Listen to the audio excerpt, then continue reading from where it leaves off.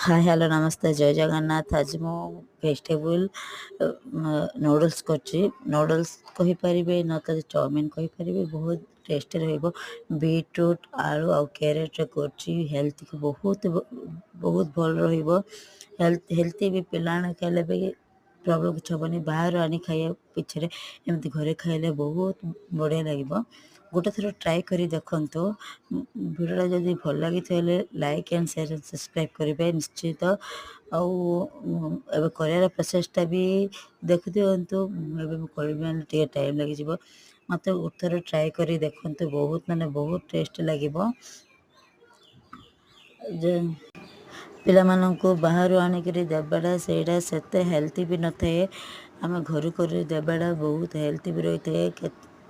पिला माने हेले तो एमती जिनस खाइबा ही इंटरेस्ट भी देखेबे गोटे थर एमती कर देखते बहुत बढ़िया लगे